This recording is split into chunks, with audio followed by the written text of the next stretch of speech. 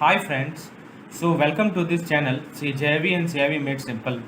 So friends, to begin with this lesson, आप लोगों का दोस्तों CIV 2022 का CIV 2022 जो कि दिसंबर में परीक्षा होने वाली है, इसके लिए मैं आपको एक सिंपल सी रणनीति बता रहा हूँ और फिर मैं इस वीडियो को आगे बढ़ाऊँगा। बस 2-3 मिनट आप इस बात को सुन लें तो आपके लिए काफ़ी हेल्पफुल होगा। दोस्तों 5 स्टेप है, यदि 5 स्टेप को आप प्रॉपरली फॉलो करेंगे तो आप आसानी से दिसंबर के CIV एग्जामिनेशन को निकाल पाएंगे। तो आप ये चीज़ लागू होता है AVM के लिए भी, BFM के लिए भी, और रिटेल बैंकिंग में जो कि कंटेंट कम है और जल्दी समझ में आ जाता है तो उसके लिए आप अलग रूल अप्लाई कर सकते हैं, बेसिकली AVM और BFM के लिए। देखिए दोस्तों, सबसे पहले तो कंसेप्ट क्लियर होना चाहिए। कंसेप्ट क्लियर करने के लिए आपको बुक्स पढ़ें या वीडियोस देखें, ठीक है। फिर एक के बाद कुछ ऐसा वीडियोस देखें जिसमें आपको MCQs प्रैक्टिस कराया जा रहा हो, कुछ क्वेश्चंस करवाए जा रहे हो, न्यूमेरिकल क्वेश्चंस करवाए जा रहे हो, ठीक है। उसके बाद दोस्तों नेक्स्ट स्टेप आता है आपको MCQ प्रैक्टिस करना और केस स्टडी प्रैक्टिस करना। कैसे प्रैक्टिस करना है, तो आप जहाँ से भी MCQs प्रैक्टिस करें तो वहाँ से आप पहले MCQ के क्वेश्चन को देखें और फिर उसके बाद खुद से ट्राई करें, फिर आंसर को मिलाएं। This is the best way of practicing MCQ, तो ताकि आपको ये क्लियर होगा कि आपने जो चीज़ पढ़ा है उस पर्टिकुलर यूनिट में वो कितना हेल्पफुल है। यानी तो आप केस स्टडी भी सॉल्व करें तो पहले खुद से ट्राई करें, फिर उसका मदद लें। तो यदि आप मेरे चैनल का हेल्प लेना चाहते हैं इन दोनों चीज़ के लिए, चाहे MCQs या केस स्टडी प्रैक्टिस के लिए, तो दोस्तों मैं आप लोगों को एक प्लान शो करना चाहता हूँ। ये हमारा CIV मेड सिंपल का प्लान है, प्लान ए और प्लान बी। तो दोस्तों इसमें आपको MCQs लगभग 4000 MCQs हैं ओवरऑल टॉपिक मिला के, जो कि मोर देन सफिशियंट है। हर एक टॉपिक में 150-100 MCQs हैं जो कि मैकमिलन के हर एक पेज से लिए गए हैं, हर एक लाइन से लिए गए हैं। तो आपको केवल उस MCQs को करना है, आपको एक जगह पे सारा MCQs मिल जाएगा, वो भी गूगल ड्राइव की फोल्डर में। उसके अलावा दोस्तों हर एक चैप्टर का short notes, chapter wise MCQs, module wise MCQs, हर एक चैप्टर का केस स्टडीज जो कि MCQ के साथ है, और दोस्तों quick revision of each module, और इंपॉर्टेंट फॉर्मूला कंपाइलेशन और प्रीवियस ईयर क्वेश्चन। तो ये सभी चीज़ आपको इस प्लान में मिलेगा। डिटेल आप सामने देख सकते हैं दोस्तों, और आपको डिटेल जानकारी के लिए इस नंबर पे मुझे व्हाट्सएप करना है, तो मैं आपको डिटेल बताऊंगा कि क्या कॉस्ट तो यहाँ लिखा ही हुआ है। चलिए, तो ये हमारा था सबसे पहले, यदि आपको MCQs प्रैक्टिस करना है तो ठीक है। तो आपको इसके अलावा कहीं और जाने की जरूरत ही नहीं है, MCQ सफिशिएंट है, मोर देन सफिशिएंट है। हर एक चैप्टर के हर एक पेज से मैंने MCQs को फ्रेम किया है, कलेक्ट किया है, और आपके सामने मैंने एक सीरियल ऑर्डर में प्रस्तुत किया है, ठीक है। और ये आपको PDF के फॉर्म में मिलेगा जो कि गूगल ड्राइव में अवेलेबल होगा। तीसरा स्टेप आता है दोस्तों मॉक टेस्ट। अब दोस्तों आपने MCQs तो प्रैक्टिस कर लिया, अब एक एग्जामिनेशन टेम्परामेंट बनाने की जरूरत होती है, तो उसके लिए जरूरत होता है दोस्तों मॉक टेस्ट। मॉक टेस्ट उसलिए जरूरी होता है दोस्तों कि आज के समय में 40 से 45 मार्क्स मैक्सिमम लोगों को आ जाता है, लेकिन लाना होता है हमें 50 मार्क्स। तो ये जो 5 मार्क्स का गैप है ना, वो मॉक टेस्ट आपको बताएगा।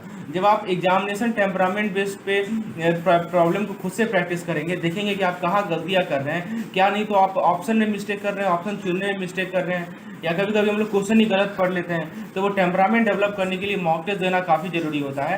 तो दोस्तों मॉक टेस्ट के लिए हमने सेपरेट प्लान लाया है अपने चैनल पे। तो आप मॉक टेस्ट का प्लान मैं आप लोगों को शो करता हूँ दोस्तों। Let me show you the plan of mock test. तो दोस्तों ये हमारा मॉक टेस्ट का प्लान है CIV दिसंबर 2022 के लिए। AVM का प्लान है, BFM का प्लान है। कॉस्ट यहाँ दे रखा है, ठीक है, you can see the cost है। और इसमें आपको 16 यूनिट वाइज टेस्ट मिलेंगे। प्रत्येक यूनिट वाइज टेस्ट में 50 क्वेश्चन होंगे। 4 फुल लेंथ टेस्ट मिलेंगे। प्रत्येक यूनिट वाइज टेस्ट में 100 क्वेश्चन होंगे। हर एक टेस्ट का वीडियो सॉल्यूशन अवेलेबल होगा, PDF अवेलेबल होगा, ठीक है। और एक स्केड्यूल है जिसके अकॉर्डिंगली हम लोग फॉलो करते हैं, और इस प्रकार से आप लोग पूरे के पूरे सिलेबस को कम्प्लीटली कवरेज कर पाएंगे बिफोर एग्जामिनेशन पे। तो यदि आप इस मॉक टेस्ट का हेल्प लेना चाहते हैं, इस मॉक टेस्ट में दोस्तों मैं क्विज भी करवाता हूँ। इस सेपरेट टेलीग्राम चैनल है, यहाँ पे मैं क्विज भी करवाता हूँ। दोस्तों आप इस पार्टिकुलर नंबर पे व्हाट्सएप करें तो आप इसके बारे में डिटेल जानकारी ले सकते हैं। जो चौथा स्टेप आता है दोस्तों हमारे प्रिपरेशन का, the fourth step is revision. तो दोस्तों रिवीजन के लिए हमने क्या कर रखा है, रिवीजन के लिए आपने जो भी चीज़ पढ़ा है उसके लिए दोस्तों मैंने मॉड्यूल वाइज रिवीजन PDF ला के रखा है, और मेरे चैनल पे कुछ रिवीजन की वीडियोस भी अपलोडेड हैं, उन्हें जाकर आप देख सकते हैं। और फिर फिफ्थ स्टेप आता है दोस्तों फुल लेंथ मॉक टेस्ट। इससे आपका फुल सिलेबस का कवरेज होगा। तो यदि आप चाहते हैं दोस्तों, यदि ये पांचों चीज़, this 5 thing are very very important, ठीक है, concept clearance, MCQs practices, mock test, revision and full length mock test. तो if you want all of this thing at one place, यदि आप इन चारों चीज़ को, इन पांचों चीज़ को एक जगह चाहते हैं दोस्तों, इसमें आपका वीडियोस भी अवेलेबल है, यूनिट वाइज वीडियोस, MCQ। नमस्कार मित्रों, हार्दिक रूप से स्वागत करता हूं हमारे JIV and CIV made simple के इस चैनल में। दोस्तों आज के इस वीडियो लेसन के माध्यम से हम लोग कुछ वन लाइनर क्वेश्चंस को डिस्कस करेंगे जो कि आपके आने वाले एग्जामिनेशन में काफ़ी ज़्यादा महत्वपूर्ण रोल प्ले करेंगे दोस्तों। तो friends, we will discuss some one liner questions which is based on EVM के based one liner question discuss करेंगे दोस्तों। और निश्चित रूप से आप यदि इस वीडियो को अंतिम तक सुनेंगे तो कुछ इंपॉर्टेंट क्वेश्चंस आने वाले हैं एग्जामिनेशन में जो कि आपको यहाँ पे कवर कर पाएंगे। तो ये जो सेशन है दोस्तों हमारा, ये एक बेसिकली हमारा एक fill in the blanks type में है। तो मैं आप लोगों को fill in the blanks, case studies, MCQs, तरह तरह के मटेरियल प्रोवाइड करा रहा हूँ। तो ये आपको पीडीएफ फॉर्मेट में है। तो दोस्तों सिंपल सा रूल है कि आपको यदि वीडियोस हमारे चैनल पे जो भी वीडियोस अवेलेबल है वो सारे के सारे फ्रीली अवेलेबल है। आप उससे आसानी से चीज़ों को एक्सेस कर सकते हैं, अपने प्रिपरेशन को बूस्ट कर सकते हैं। यदि आपको इन सभी चीज़ों का पीडीएफ चाहिए तो दोस्तों आपको एक पेड प्लान है जिसको एक्सेस करना होता है, उसके बारे में आपको डिटेल बताऊँगा। फिलहाल हम लोग लेसन को शुरुआत करते हैं। तो दोस्तों सबसे पहला क्वेश्चन देखिए, सबसे पहला क्वेश्चन स्क्रीन पर है। आपसे क्वेश्चन कह रहा है कि framework for understanding life stage is given by, ठीक है। तो लाइफ स्टेज का जो फ्रेमवर्क है, अंडरस्टैंडिंग फॉर फ्रेमवर्क, ये किसने दिया था? बताइए किसने दिया था दोस्तों? आप पहले अपने से बताइए, फिर मैं आपको आंसर देता हूँ। तो इसका करेक्ट आंसर दोस्तों मैं बताता हूँ, इसका करेक्ट आंसर है एरिक एरिक्सन, ठीक है। तो ये इन्होंने दिया था। सेकंड क्वेश्चन है, dash is a psychological concept that refers to how strongly people believe that they have control over the situation and experience that affect their life। तो इस साइकोलॉजिकल कंसेप्ट को क्या कहते हैं दोस्तों? इस साइकोलॉजिकल कंट्रोल को साइकोलॉजिकल कंसेप्ट कहते हैं लोकस ऑफ कंट्रोल। क्या कहते हैं दोस्तों? We call it locus of control, ठीक है। चलिए उसके बाद दोस्तों नेक्स्ट क्वेश्चन पे आते हैं, question number 3। That refers to the method that managers and leaders utilise to influence the employ when examining basis of power the concept of authority must also be considered. तो दोस्तों देखिए question में ही answer लिखा हुआ है, आखिर उस method का क्या नाम है जिसके थ्रू मैनेजर या लीडर जो हैं अपने एम्प्लॉय को इन्फ्लुएंस करते हैं। तो दोस्तों उस मेथड का नाम है हमारा बेसिस ऑफ पावर, ठीक है। क्या नाम है? Basis of power. चलिए तो देख सकते हैं तरह तरह का प्रॉब्लम्स है, उसको हम लोग समझते हुए आगे बढ़ रहे हैं। चलिए नेक्स्ट क्वेश्चन नंबर 4 है हमारा, dash is the ability of a manager to force an employ to follow an order by threatening an employee with punishment if the employee does not comply to the order। मान लीजिए कोई employ है, उसने order से comply नहीं किया, तो उसको आप थ्रेटन कर रहे हैं, मैनेजर थ्रेटन कर रहा है और उसे फोर्स कर रहा है। उस एबिलिटी को क्या कहते हैं? तो दोस्तों उस एबिलिटी को हम लोग कहते हैं कोर्सिव पावर, ठीक है। ये सब चीज़ आपको पता होना चाहिए, coercive power. Dash is the formal authority given to a person within an organization. Legitimate power is based on person holding a particular position of authority within organization. This gives them the power over other and let them make decision with the broader system. तो दोस्तों नाम में ही है legitimate power. Legitimate power एक formal authority होता है जो कि एक पर्सन को दिया जाता है किसी ऑर्गेनाइजेशन में। तो इसका आंसर क्या होगा? Legitimate power. तो देखिए एक है कोर्सिव पावर, एक है लेजिटिमेट पावर, ठीक है। यहाँ पे मैनेजर ने फोर्स किया अपने एम्प्लॉय को काम करने के लिए, पनिशमेंट देने का, तो ये कोर्सिव पावर होगा। और लेजिटिमेट पावर क्या होता है कि कोई पर्सन जो कि एक पोजीशन को होल्ड कर रहा होता है, उसके पास एक पावर होता है और दोस्तों वो डिसीजन ले सकता है। जैसे दोस्तों next fill in the blanks देखते हैं। Next fill in the blanks question number 6 है हमारा कि लेजिटिमेट पावर को और आप क्या कहते हो? बताइए लेजिटिमेट पावर को आप क्या कहते हैं? तो लेजिटिमेट पावर का एक और नाम है जिसको हम लोग कहते हैं दोस्तों पोजीशन पावर, ठीक है। ये पता होना चाहिए आपको। Legitimate power is also called position power. आइए क्वेश्चन नंबर 7 को देखते हैं। दोस्तों देखिए इस तरह से आपका कंसेप्ट भी क्लियर होता चल रहा है और आपको चीज़ें भी याद होती चल रही हैं। तो ये आपका फिल इन द ब्लैंक्स का सबसे इंपॉर्टेंट एडवांटेज है। Dash is the use of reward to get an employ to follow an instruction और order with power coming from one's ability to withhold the reward for non compliance. अब दोस्तों देखिए मैंने अभी आपको 3 तरह का पावर बताया। एक पावर मैंने आपको बताया कोर्सिव पावर। कोर्सिव पावर में क्या था कि जो मैनेजर था वो अपने एम्प्लॉय को फोर्स करता है, पनिशमेंट दे देंगे, ये कर देंगे, वो कर देंगे, तो वो कोर्सिव पावर हुआ। एक पावर मैंने बताया आपको लेजिटिमेट पावर, और एक पावर है दोस्तों जिसको हम लोग कहते हैं रिवार्ड पावर, ठीक है। अब देखिए रिवार्ड पावर में क्या होता है कि जो मैनेजर है वो अपने एम्प्लॉय को बताता है कि तुम यदि इस काम को अच्छे से कर दोगे तो तुमको कुछ रिवार्ड मिलेगा, और यदि नहीं करोगे तो रिवार्ड नहीं मिलेगा, ठीक है। तो विथहोल्ड करेंगे तुम्हारे रिवार्ड को। तो इसका आंसर क्या होगा? इसका आंसर होगा रिवार्ड पावर। तो चीज़ें आपको क्लियर होती चल रही हैं दोस्तों। चलिए मैं उम्मीद करता हूँ दोस्तों everything is clear to you. तो फ्रेंड्स आगे बढ़ते हैं हम लोग। दोस्तों आप लोगों को मैं एक बार बताना चाहता हूँ कि अभी आपका जो एग्जामिनेशन है, आपका प्रिपरेशन किस लेवल तक हुआ है, अपने प्रिपरेशन को जज करने के लिए, और यदि आप कुछ पॉइंट को मिस तो नहीं कर रहे हैं ये देखने के लिए दोस्तों आप मॉक टेस्ट में अपीयर होइए। Please participate in mock test conducted by our channel. दोस्तों मॉक टेस्ट में अपीयर हुइए और देखिए कि हाँ कुछ मैं चार फुल लेंथ मॉक टेस्ट है दोस्तों, और उसमें आपको 400 क्वेश्चंस मिलेंगे। उस 400 क्वेश्चंस में मैक्सिमम क्वेश्चन प्रीवियस ईयर में आए हुए क्वेश्चंस हैं। उससे आप ये एनालाइज कर पाएंगे दोस्तों कि आप कहाँ पे स्टैंड कर रहे हैं और दोस्तों आपकी प्रिपरेशन किस लेवल पे है। जो आप कहते हैं ना 1 या 2 मार्क्स से मेरा ये सिलेक्शन रह गया, वो यही आपका कुछ क्वेश्चंस होता है जो डिसाइड करता है दोस्तों, ताकि आपका प्रैक्टिस फुल प्रिपेयर हो जाएगा। यदि आप इसके बारे में डिटेल जानना चाहते हैं दोस्तों तो ये नंबर है, व्हाट्सएप कीजिए मुझे इस नंबर पे, मैं आपको डिटेल बताऊंगा। चलिए आगे बढ़ते हैं हम लोग, क्वेश्चन नंबर 8 को देखते हैं दोस्तों। क्वेश्चन नंबर 8 है dash is the ability of a leader in influence a follower because of the follower admiration and respect और आइडेंटिफिकेशन विद द लीडर। तो इसे हम लोग कहते हैं दोस्तों, this is called as referent power. This is called referent power. This is called referent power. People with dash power can influence others based on their knowledge. Of course, you naturally cultivate skill and experience through seniority, but you should also take the initiative to develop a specialized area of expertise. तो आखिर ऐसे power को क्या कहते हैं जो कि दूसरे को इन्फ्लुएंस कर देता है अपने नॉलेज के बेसिस पर। तो दोस्तों इसको कहते हैं expert power. This is called as expert power. These are different types of power which we are dealing with, right? Okay. Now let us move to the next question. Question number 10. Dash is the power a person gains by virtue of his proximity to a power source. तो दोस्तों इसको हम लोग कहते हैं reflected power. Reflected power वो power होता है दोस्तों, वो पावर होता है जो कि एक पर्सन गेन करता है अपने proximity to power source. Question number 11 है dash is the nature of attractiveness that compels other to follow someone. तो दोस्तों इसको हम लोग कैरिस्मा कहते हैं। क्या कहते हैं इसको हम लोग? कैरिस्मा। ठीक है। नेक्स्ट क्वेश्चन है dash power inspire positivity and joyful feeling in other. The persuasive nature of this power is reliant on engaging quality of leaders personality. तो इस पावर को क्या कहते हैं हम लोग? कैरिस्मेटिक पावर कहते हैं। We call it charismatic power. आगे बढ़ते हैं दोस्तों, 13 नंबर कंसेप्ट पे आते हैं।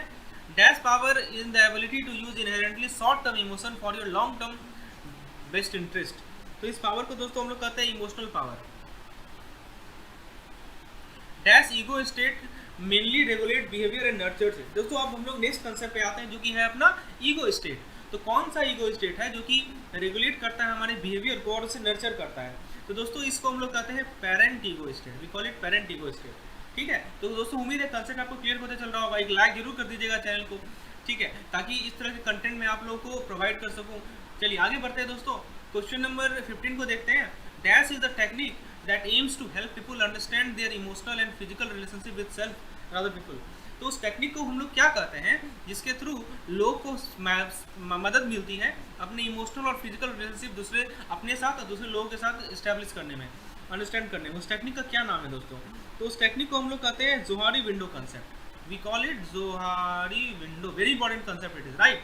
This is very important concept. और मेरा दोस्तों एक वीडियो है जोहारी विंडो पे, उसमें मैंने अच्छे तरीके से समझाया है। यदि आप चाहते हैं उस वीडियो को बस आप 10 मिनट देख लीजिए, इस पर आपको कोई क्वेश्चन नहीं छूटेगा। मैंने इस तरह समझाया, मैंने ट्रिक से समझाया कैसे आप जोहारी विंडो के कंसेप्ट को याद रख सकते हैं। जरूर उस वीडियो को देखिएगा, लिंक आपको मैं डिस्क्रिप्शन में दे देता हूँ दोस्तों।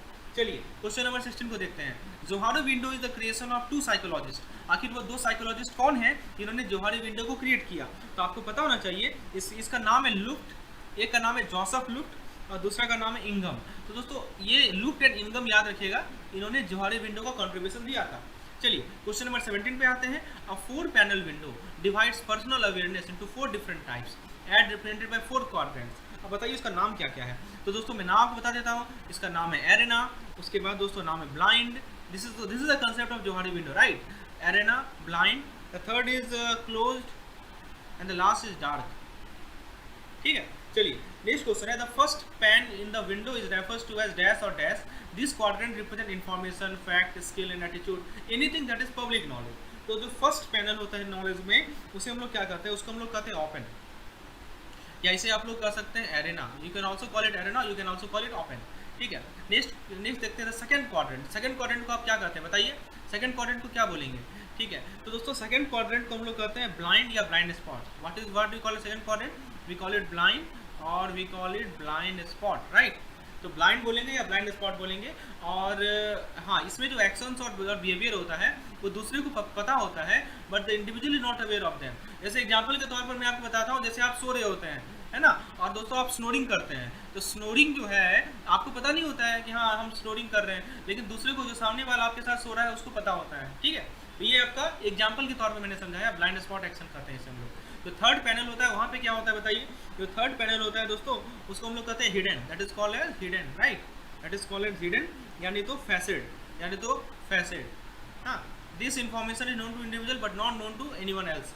जैसे आपने कुछ सपना देखा तो आपको पता है लेकिन दूसरे को नहीं पता है। इस विंडो को हम लोग क्लोज विंडो भी कहते हैं, this is also called close window. And the last window is refers to as, क्या बोलते हैं बताइए, लास्ट विंडो को हम लोग कहते हैं अननोन। ठीक है, इसके अंदर वैसा इंफॉर्मेशन होता है, वैसा स्किल होता है, वैसा बिहेवियर होता है जो कि दूसरे को भी नहीं पता है, खुद को भी नहीं पता है। ठीक है, और and this includes subconscious information that no one is aware of such early childhood memories, undiscovered talents. This window is also called, इसको हम लोग डार्क भी कहते हैं, this also called dark window. तो देखिए हम लोगों ने जोहारी विंडो के कंसेप्ट को एकदम क्रिस्टल क्लियर कर लिया। आइए नेक्स्ट कंसेप्ट को देखते हैं। नेक्स्ट कंसेप्ट है dash intelligence is the person awareness of their emotion and emotion of other and how will they are able to control express and read them. तो इसे हम लोग कहते हैं इमोशनल इंटेलिजेंस। इमोशनल इंटेलिजेंस क्या होता है, एक पर्सन का अवेयरनेस कितना है अपने इमोशन पे, दूसरे के इमोशन पे, और कैसे वो उसे कंट्रोल कर रहा है, एक्सप्रेस कर रहा है, उसे पढ़ रहा है, that is called emotional intelligence. आइए नेक्स्ट क्वेश्चन को देखते हैं, question number 23। Dash management is the attraction, selection and retention of the employ which involves a combination of HR processes across the employ life cycle. तो दोस्तों this is called as replacement, this is called as replacement planning management, right. तो दोस्तों इसको हम लोग कहते हैं talent management, this is called talent management, right. तो दोस्तों आपको यदि लास्ट मोमेंट पे एमसीक्यूज की रिक्वायरमेंट है, एमसीक्यूज हमारे चैनल पे 2000 प्लस एमसीक्यूज है, तो दोस्तों आप कहीं मत जाइए, हमारे चैनल पे इसका वीडियोस अवेलेबल है। लेकिन यदि आपके पास कम समय है और दोस्तों आपको पीडीएफ की रिक्वायरमेंट है एमसीक्यूज की, अलग अलग चैप्टर में आपको एमसीक्यूज की रिक्वायरमेंट है, दोस्तों आप इस नंबर पे व्हाट्सएप करें और आपको तरह तरह के जितने भी पॉसिबल एमसीक्यूज है वो मैं प्रोवाइड करूंगा। जिस तरह फिल इन द ब्लैंक्स हुआ, एमसीक्यूज हुआ, केस स्टडीज हुआ, मैं आपको हर एक तरह का कंटेंट प्रोवाइड करूंगा ताकि आपका प्रिपरेशन एक अच्छे लेवल पे हो पाए। चलिए दोस्तों आगे बढ़ते हैं हम लोग, आगे देखते हैं हम लोग नेक्स्ट कंसेप्ट को। That is a strategy for passing on leadership role of in the ownership of a company to an employ और ग्रुप ऑफ एम्प्लॉय। तो उस स्ट्रेटजी को क्या बोलते हैं हम लोग, that is called successive planning, that is called as succession planning. मतलब आप अपना लीडरशिप रोल किसी कंपनी का ऑनरशिप या अपने एम्प्लॉय को दे रहे हैं, that's called succession planning. Succession planning को दूसरा नाम क्या होता है, दूसरा नाम याद रखिएगा, इसे रिप्लेसमेंट प्लानिंग भी कहता है। We also call it replacement planning, we also call it replacement planning. It ensures that business continue to run smoothly after a company most important people move on to new opportunity, retire और pass away. ठीक है, चलिए उसके बाद dash also called dash one's believe in one capability to perform a task is affect task effort, persistence, experience, interest and level of goal difficulty selected for performance। तो इसे हम लोग क्या कहते हैं दोस्तों, इसको हम लोग कहते हैं सेल्फ एफिकेसी। क्या बोलते हैं इसे हम लोग, सेल्फ एफिकेसी, या दूसरा नाम इसका क्या है, दूसरा नाम है इसका पर्सनल एफिकेसी। ये क्या होता है दोस्तों, पर्सनल एफिकेसी क्या होता है, अपने अंदर एक क्षमता होना, अपने क्षमता पे विश्वास होना कि हम एक टास्क को कर लेंगे, हम परसिस्टेंट रहेंगे, है ना, और अपने गोल के चाहे कैसा भी डिफिकल्टीज हो हम गोल को अचीव कर लेंगे, that's called self efficacy, right. Okay, very good. Now let us move to the next question. दोस्तों नेक्स्ट क्वेश्चन है हमारा क्वेश्चन नंबर 27 नंबर क्वेश्चन में देखते हैं, according to Daniel Goleman an American psychologist who help to popularise emotional intelligence, there are 5 key element to it. बताइए 5 key element कौन कौन सा है हमारे इमोशनल इंटेलिजेंस का, बताइए दोस्तों, मैं आपको बताता हूँ। एक है हमारा सेल्फ अवेयरनेस, ठीक है, दूसरा है दोस्तों सेल्फ रेगुलेशन, तीसरा है दोस्तों मोटिवेशन, ठीक है, चौथा है दोस्तों एम्पैथी, और पांचवा है दोस्तों social skill. So these are 5 important key elements in our for emotional intelligence, right? Okay, let's move to the next question. Dash is critical emotional intelligence skill. तो इसे हम लोग कहते हैं सेल्फ अवेयरनेस। सेल्फ अवेयरनेस जो है critical emotional intelligence skill है। Dash is concern with how you control and manage yourself and your emotion, inner resources and abilities. It also includes your ability to manage your impulses. तो बताइए कौन सा इसमें से, देखिए यही इमोशनल कंट्रोल की बात हो रही है यहाँ पे। आपको मैंने जो 5 एलिमेंट बताया इनमें से कौन सा ऐसा एलिमेंट है जो कि कंसर्न है कि आप कैसे कंट्रोल करते हैं, अपने आप को कैसे मैनेज करते हैं, अपने इमोशन को कैसे मैनेज करते हैं, अपने इनर रिसोर्स को कैसे मैनेज करते हैं, ठीक है। तो इसको हम लोग कहते हैं दोस्तों, this is called self regulation. नाम में ही क्लियर है ना, self regulation, this is called self regulation. आप खुद को कैसे रेगुलेट कर रहे हो, ठीक है। आगे देखते हैं, in dash includes our personal drive to improve and achieve, commitment to our goal, initiative और readiness to act on opportunity and optimism and resilience. तो इसे हम लोग कहते हैं दोस्तों self motivation, this is called as self motivation. Dash is the ability to feel what the other person is feeling, जिसे हम लोग कहते हैं एम्पैथी, सहानुभूति हिंदी में कहा जाता है। Dash refers to the skill needed to handle and influence other person emotion effectively. दोस्तों this is called social skill, right, this is called social skill. चलिए उसके बाद दोस्तों dash is a process that helps you to know and understand yourself and the world of work in order to make career, educational and life decision. This is called career counselling, this is called career counselling. Okay, तो ये ध्यान रखना है। आगे बढ़ते हैं दोस्तों, question number 34 पे आते हैं। क्वेश्चन 34 में कह रहा है Louis define dash as the period during which an individual is changing role और changing the orientation to a role already held. तो लुइस ने किसे डिफाइन किया था, तो उसको कहते हैं career transition, that is called career transition. तो एक कैरियर ट्रांजिशन एक ऐसा पीरियड होता है जिसके दौरान एक इंडिविजुअल अपना रोल को चेंज करता है, अपने ओरिएंटेशन को चेंज करता है। ठीक है, आगे बढ़ते हैं दोस्तों। The career transition suggests both a dash and dash during with the changing is taking place। बताइए दोस्तों क्या आंसर होगा। तो एक है हमारा प्रोसेस ऑफ चेंज, एक है दोस्तों प्रोसेस ऑफ चेंज, और दूसरा है दोस्तों पीरियड। ठीक है, dash career path allow employee to make a series of lateral moves between different functional areas within same organization। It allows human resource department to focus on retaining talent by providing employee with new and challenging tasks that broaden their experience। तो कौन सा career path है जो कि employ को allow करता है कि वो अलग से लैटरल मूव ले बिटवीन डिफरेंट फंक्शनल एरिया। तो दोस्तों इसे कहते हैं स्पाइरल। ये आपको पता है ना, स्पाइरल ये कैरियर पाथ का एक पार्ट है, स्पाइरल कैरियर पाथ। ठीक है, तो लैटरल मूव लेते हैं employ. Dash concept sees a career as a life long move involvement in an occupation such as law with increasing expertise in respect of sign and success. इस concept को क्या कहा जाता है दोस्तों, study state view, is this called as study state, right, study state. ठीक है, इस कंसेप्ट को कहा जाता है या career concept. Dash concept define a career as steadily अबाउंडमेंट, इसको लीनियर कहा जाता है, इसको linear career pattern, right, linear concept, linear career concept. Dash is a combination of perceived area of competence, motives, and values related to professional work choice. So this is called career anchor. This is called career anchor. Career anchor क्या होता है, एक perceived area of competence, motive, values regarding to professional work choices. This is called as career anchor. Career anchor includes talents, motives, values, and attitudes which gives stability and direction to the person career. It is a dash or dash of that person. तो career anchor क्या होता है दोस्तों, एक motivator होता है. It is a motivator and it is a driver. Okay, it is either motivator or driver of that person. चलिए उसके बाद दोस्तों नेक्स्ट कंसेप्ट को देखते हैं। Dash is a smaller group of job within the career cluster that uses similar skill. You can start in a lower level job and career and with more education expertise move up. तो इसे smaller group को क्या कहते हैं, ठीक है, जो कि सिमिलर स्किल को यूज करता है, that is called as career path, that is called as career path. ठीक है, dash is a technique which helps to understand the behaviour of other person so that communication become effective. Understanding human behaviours helps to motivate, guide and direct other person. तो इस technique का क्या नाम है दोस्तों, उस टेक्निक का नाम है ट्रांजैक्शन एनालिसिस, ट्रांजैक्शन एनालिसिस, जिसके थ्रू आप कम्युनिकेट करते हैं दूसरे के साथ और उसको आप अच्छे से समझ पाते हैं, बिहेवियर समझ पाते हैं दूसरे लोगों का। Dash includes things like relating to one another and exchanging feelings and they can be both verbal and non verbal. तो दोस्तों ये क्या होता है, ये हमारा this is called interpersonal interaction, this is called interpersonal interaction. इसके अंदर क्या क्या आता है, relating to one another and exchanging feeling and they can be both verbal and non verbal, interpersonal interaction. Dash means the study of forces within a group.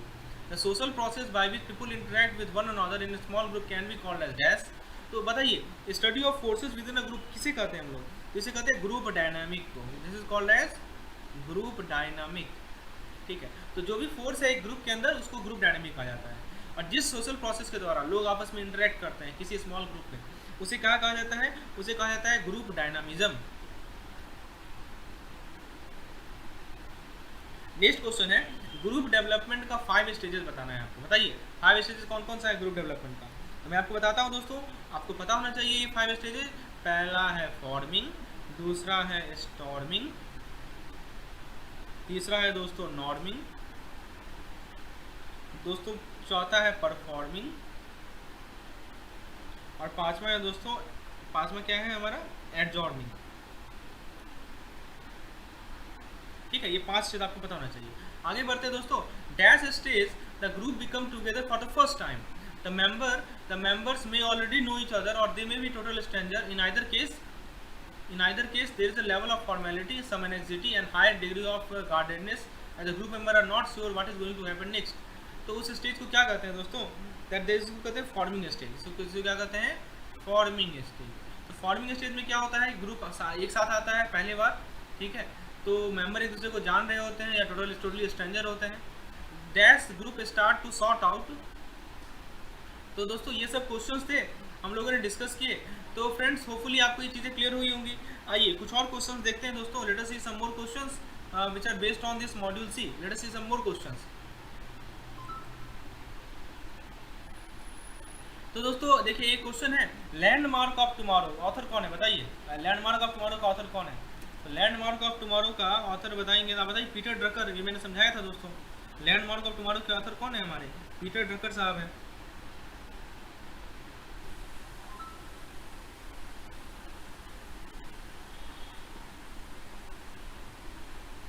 ठीक है, तो पहला आंसर क्या होगा, the first answer would be Peter Drucker.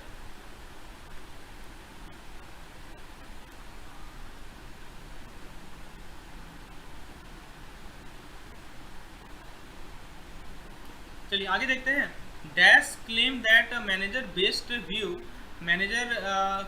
Based investment was in his worker. तो किसने claim किया कि मैनेजर का जो बेस्ट इन्वेस्टमेंट है वो उसके वर्कर में है. तो इसका करेक्ट आंसर है दोस्तों रॉबर्ट ओवेन. रॉबर्ट ओवेन ने क्लेम किया कि मैनेजर का जो बेस्ट इन्वेस्टमेंट है वो किस में है, उसके वर्कर में है. Robert Owen refers his worker as. Robert Owen ने अपने वर्कर को क्या कहा, वाइटल मशीन कहा. ये सब हम लोगों ने डिस्कस किया था पिछले लेक्चर में. चार्ल्स बेबेज किसके एडवोकेट थे बताइए. तो चार्ल्स बेबेज एडवोकेट थे डिवीजन ऑफ लेबर. ठीक है, नेक्स्ट क्वेश्चन है साइंटिफिक मैनेजमेंट अप्रोच किसने दिया था. तो साइंटिफिक मैनेजमेंट अप्रोच दिया था दोस्तों फ्रेडरिक टेलर ने. साइंटिफिक मैनेजमेंट अप्रोच किसने दिया था, फ्रेडरिक टेलर ने. Frederick Taylor is the famous for his division of labour concept and. तो फ्रेडरिक टेलर जो है किस कंसेप्ट के लिए फेमस है, एक तो डिवीजन ऑफ लेबर है, दूसरा है दोस्तों टाइम एंड मोशन. ठीक है, डिवीजन ऑफ लेबर, दूसरा क्या है दोस्तों टाइम एंड मोशन. ये दो कंसेप्ट के लिए फ्रेडरिक टेलर फेमस है. नेक्स्ट है the dash refers to the fact that people will modify their behaviour simply because they are being observe. तो उसको किससे क्या कहते हैं दोस्तों, इसे हॉथर्न इफेक्ट कहते हैं. This called as Hawthorne effect. Hawthorne effect ये रेफर करता है एक फैक्ट को, लोग अपने बिहेवियर को इसलिए मॉडिफाई करेंगे क्योंकि वो ऑब्जर्व किए जा रहे हैं. Experiment on group behaviour was conducted by professor A K. Rice in 1952. ठीक है, तो दोस्तों इस एक्सपेरिमेंट को क्या कहते हैं, ये कहाँ हुआ था, ये अहमदाबाद मिल में हुआ था. ये कहाँ हुआ था, अहमदाबाद मिल में हुआ था. एचआरडी किसका सब सिस्टम है बताइए. तो एचआरडी दोस्तों एचआरएम का सब सिस्टम है. एचआरएम क्या होता है, human resource management. Dash approach is the fundamental foundation of today HRM. आज के एचआरएम का फाउंडेशन कौन सा अप्रोच है. तो इस अप्रोच को हम लोग कहते हैं दोस्तों साइंटिफिक मैनेजमेंट. Scientific management. तो scientific management approach is the foundation of today's HRM. View का फुल फॉर्म क्या है, तो व्यू से होता है वोलेटिलिटी, यू से होता है दोस्तों अनसर्टेन, ठीक है, सी से होता है दोस्तों कॉम्प्लेक्सिटी, और ए से होता है दोस्तों एम्बिग्यूटी. ठीक है, ये फुल फॉर्म याद रखिएगा, काम आएगा. आगे देखते हैं दोस्तों, आईएसटीडी का फुल फॉर्म पूछेगा. बताइए आईएसटीडी क्या होता है. तो आईएसटीडी होता है दोस्तों इंडियन, आई से होता है Indian society for training and development. Dash is the process in which working people through their union negotiate contract with their employer to determine their terms of employment including pay, benefits, hours, leave, job, health and safety policy, way to balance work and life and family and more. इसे क्या कहते हैं, इस process को क्या कहते हैं, इस process called collective bargaining. This process called collective bargaining. ठीक है, आगे देखते हैं. Dash is the theory of management that analyses and सिंथेसाइजेज work flow. It's main objective is improving economic efficiency specially labour productivity. तो इस थ्योरी को क्या कहते हैं दोस्तों, this theory is called scientific management. ठीक है, एक मैनेजमेंट का थ्योरी है जो कि वर्क फ्लो को एनालाइज करता है, सिंथेसाइज करता है, ठीक है, जिससे थ्रू इकोनॉमिक एफिशिएंसी को बढ़ाया जा सके, स्पेशली लेबर प्रोडक्टिविटी को. So this is called scientific management. Scientific management is also as, तो इसे हम लोग टेलरिज्म भी कहते हैं ना, टेलर के द्वारा दिया गया था concept. A rational person is someone who is sensible and able to make decisions based on intelligent thinking rather than on emotion. On emotion के बेसिस पे डिसीजन नहीं लेता है ना, वो रैशनल डिसीजन लेता है अपने इंटेलिजेंट थिंकिंग पे के बेसिस पे। Task can be defined as obtaining, using and maintaining a satisfied workforce. तो इसे क्या कहते हैं हम लोग, इसे हम लोग कहते हैं दोस्तों पर्सनल मैनेजमेंट। इसमें क्या होता है, आप एक सेटिस्फाइड वर्कर को ऑब्टेन करते हैं, यूज करते हैं और मेंटेन करते हैं।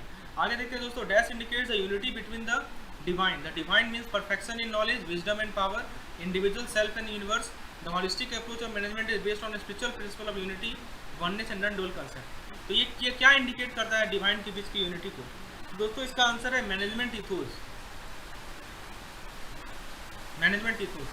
Dash are code of conduct and principles that guide the behavior of their employee and the management in organization। तो इस कोड ऑफ कंडक्ट को क्या कहते हैं दोस्तों? इस कोड ऑफ कंडक्ट को कहते हैं हम लोग ऑर्गेनाइजेशनल इथोस। ऑर्गेनाइजेशनल इथोस ये कोड ऑफ कंडक्ट होता है या प्रिंसिपल्स होता है जो कि अपने एम्प्लॉय को गाइड के बिहेवियर को गाइड करता है, मैनेजमेंट के बिहेवियर को गाइड करता है। That is the national affects body of professional committee to promoting the HRD movement in the country and enhancing the capability of human resource professionals to compete globally and thereby creating value of the society। तो इस national apex का नाम क्या है? NHRD। क्या नाम है? NHRD। N से नेशनल, H से HRD नेटवर्क। देखिए याद रखिएगा full form, national HRD network, NHRD। Job analysis focuses on. तो जॉब एनालिसिस किस पे फोकस करता है दोस्तों? तो जॉब एनालिसिस फोकस करता है जॉब डिस्क्रिप्शन और दोस्तों जॉब स्पेसिफिकेशन। ठीक है, दो चीज़ें फोकस करता है, जॉब स्पेसिफिकेशन और जॉब डिस्क्रिप्शन और जॉब स्पेसिफिकेशन। नेक्स्ट देखते हैं, the dash contains sufficient information to describe major responsibilities and essential function as they exist today. तो क्या है दोस्तों? तो दोस्तों इसका करेक्ट आंसर है, इस क्वेश्चन का करेक्ट आंसर है हमारा जॉब डिस्क्रिप्शन। तो जॉब डिस्क्रिप्शन के अंदर सफिशिएंट इन्फॉर्मेशन होता है जिसके द्वारा हम लोग मेजर रिस्पॉन्सिबिलिटीज और एसेंशियल फंक्शन को डिस्क्राइब कर सकें। Dash is the basic element of a job and such required a person to achieve specific product. ठीक है, तो किसी जॉब का बेसिक एलिमेंट को क्या कहते हैं हम लोग दोस्तों? तो किसी जॉब के बेसिक एलिमेंट को हम लोग टास्क कहते हैं। ठीक है, dash is the detail description of the role including all the responsibilities, objective and requirement. तो इस डिटेल डिस्क्रिप्शन को क्या कहते हैं दोस्तों? उसको हम लोग कहते हैं दोस्तों job specification. This is called job. तो देखिए डिटेल डिस्क्रिप्शन है तो जॉब स्पेसिफिकेशन कहलाएगा, और दोस्तों सफिशिएंट इन्फॉर्मेशन हो मेजर रिस्पॉन्सिबिलिटी का तो क्या कहलाएगा? जॉब डिस्क्रिप्शन कहलाएगा। ये सब बेसिक पॉइंट है जो कि आपको ध्यान में रखनी है। आगे बढ़ते हैं दोस्तों, 25 नंबर क्वेश्चन है, that is the profile of your ideal new employ including skill, experiences and personality type. तो दोस्तों इसे हम लोग कहते हैं person specification. This is called person specification. तो ये क्या होता है? आपका एक आइडियल नया एम्प्लॉय है, उसके प्रोफाइल को हम लोग पर्सनल स्पेसिफिकेशन कहते हैं। Dash is the rating of job in an organization. This is the process establishing the value of worth of job in job hierarchy and compares the relative intrinsic value और worth of job within organization। तो उस rating of job को क्या कहते हैं दोस्तों हम लोग? इसे कॉल जॉब इवैल्यूएशन। तो जॉब इवैल्यूएशन में आप क्या करते हैं? आप जो है रेट करते हैं। क्या रेट करते हैं? जॉब को रेट करते हैं किसी ऑर्गेनाइजेशन में। ठीक है, 27 नंबर क्वेश्चन को देखते हैं दोस्तों। इसमें कह रहा है dash is a complex system of task requiring an individual to achieve an overall product and still making the relationship irrelevant. तो उस कॉम्प्लेक्स सिस्टम ऑफ टास्क को क्या कहते हैं? जिसके द्वारा एक इंडिविजुअल को एक ओवरऑल प्रोडक्ट को अचीव करना होता है और रिलेशनशिप को इररिलेवेंट बनाता है। तो इसे हम लोग कहते हैं दोस्तों जॉब। अभी मैंने बताया जॉब टास्क का कॉम्प्लेक्स सिस्टम होता है। ठीक है, उसके बाद दोस्तों नेक्स्ट क्वेश्चन देखते हैं, position puts a person in dash expecting those below to report or surrender to higher position and conform to their expectation while those higher up may be led to exploit the relationship and demand uniformity। तो position एक आदमी को कहाँ रख देता है? तो एक पोजीशन एक आदमी को हायरार्किकल पैटर्न में रख देता है। याद रखिएगा इसका आंसर होगा हायरार्किकल पैटर्न। ठीक है दोस्तों, यदि आपको इस तरह का जो fill in the blank session है यदि आपको यूजफुल लग रहा है दोस्तों, तो दोस्तों आपको करना क्या है कि आपको वीडियो को लाइक करना है। यदि आप चाहते हैं कि मैं इस तरह का सेशन और लाऊं आपके लिए, दोस्तों वीडियो को लाइक कीजिए, चैनल को सब्सक्राइब कीजिए और इसे और लोगों तक पहुंचाइए और कमेंट सेक्शन में अपनी प्रतिक्रिया को जरूर लिखें। तो इस तरह के और भी fill in the blank session को मैं लाऊंगा क्योंकि इसको बनाने में काफ़ी ज़्यादा एफर्ट लगता है आपको और फिर इसका सही आंसर को बताने में। Role can be analyse using dash of which job analysis is a major component. तो रोल को कैसे हम एनालाइज करते हैं दोस्तों? तो रोल को हम लोग एनालाइज करते हैं कैसे बताइए? तो रोल को एनालाइज करते हैं दोस्तों RAT से। RAT क्या है आप पूछेंगे? RAT क्या है? R से होता है दोस्तों हमारा रोल, A से होता है हमारा एनालिसिस और T से होता है क्या हमारा टेक्निक। रोल एनालिसिस टेक्निक के द्वारा रोल को हम लोग एनालाइज करते हैं जिसका जॉब एनालिसिस एक मेजर कंपोनेंट होता है। ठीक है, चलिए आगे देखते हैं। Interview is the most popular method of, interview जो है मोस्ट पॉपुलर मेथड है किस चीज़ का, तो डाटा कलेक्ट करने का। याद रखिएगा, इंटरव्यू से हम लोग क्या करते हैं, डाटा कलेक्ट करते हैं। Dash oversees other employ in the operation of business while reporting to a higher ranking manager. इसे क्या करते हैं दोस्तों, लाइन मैनेजर करते हैं। तो लाइन मैनेजर का काम आपको समझाया जा रहा है कि लाइन मैनेजर क्या करता है, दूसरे एम्प्लॉय को ओवरसी करता है, उसके ऑपरेशन को ओवरसी करता है, बिजनेस के ऑपरेशन को ओवरसी करता है जब वो हायर रैंकिंग मैनेजर को रिपोर्ट करता है। चलिए 32 नंबर क्वेश्चन को देखते हैं।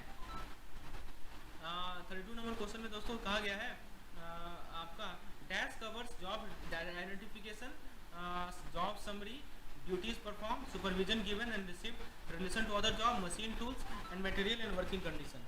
तो बताइए इसे क्या कहते हैं, तो दोस्तों इसे हम लोग कहते हैं job description. This is called job description, this is called job description. Dash includes education qualification, professional qualification, experience, knowledge and skill, personality, physical feature, interest and other requirement. इसे हम लोग कहते हैं जॉब स्पेसिफिकेशन। ठीक है, dash is a plan process that direct learning toward achieving specific outcomes leading to achieving performance objective. तो दोस्तों इसे हम लोग कहते हैं एसएटी। एसएटी क्या होता है, एसएटी होता है systematic approach to training. Systematic approach to training एक प्लान प्रोसेस है जो कि डायरेक्ट करता है learning toward achieving specific outcome and leading to achieving performance objective. Next concept है दोस्तों dash means understanding of the science and practising of adult learning. तो इसका नाम है एंड्रागॉगी। मैंने समझाया था इसे क्या कहते हैं हम लोग, एंड्रागॉगी कहते हैं। एंड्रा मींस क्या होता है, एंड्रा मींस होता है adult. Dash is the process in which the company identified training and development needs of its employee so that they can do their job very effectively. It involves the complete analysis of training needs required. इसको हम लोग कहते हैं TNA। TNA होता है दोस्तों training need analysis. तो दोस्तों ये था हमारा फर्स्ट पार्ट MCQ सेशन का, fill in the blank session का। होपफुली आपने लेसन को एंजॉय किया होगा। यदि आपको PDF की रिक्वायरमेंट है तो ये नंबर आपको मैं WhatsApp नंबर प्रोवाइड कर रहा हूँ, ठीक है, इस पर आप मुझे WhatsApp करें और मैं आपको पेड PDF प्रोवाइड करूँगा जिसमें आपको डिटेल बताऊँगा। इसी तरह में आप चाहते हैं कि और भी मॉड्यूल्स का मैं वन लाइनर लाऊं, ये जो आपका one liner fill in the blanks है, तो दोस्तों कमेंट सेक्शन में लिखिए, मैं जल्द से जल्द आपको और भी चैप्टर के वन लाइनर को लाऊंगा। मिलते हैं हम लोग अपने नेक्स्ट वीडियो में। वीडियो को लाइक कीजिए, चैनल को सब्सक्राइब कीजिए। धन्यवाद।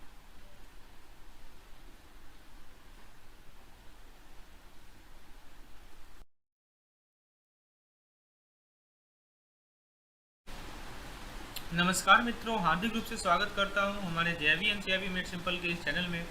दोस्तों आज के इस वीडियो लेसन के माध्यम से हम लोग कुछ वन लाइनर क्वेश्चंस को डिस्कस करेंगे जो कि आपके आने वाले एग्जामिनेशन में काफ़ी ज़्यादा महत्वपूर्ण रोल प्ले करेंगे दोस्तों। तो friends we will discuss some one liner questions which is based on EVM के based one liner question discuss करेंगे दोस्तों। और निश्चित रूप से आप यदि इस वीडियो को अंतिम तक सुनेंगे तो कुछ इंपॉर्टेंट क्वेश्चंस आने वाले हैं एग्जामिनेशन में जो कि आपको यहाँ पे कवर कर पाएंगे। तो ये जो सेशन है दोस्तों हमारा, ये एक बेसिकली हमारा एक fill in the blanks type में है।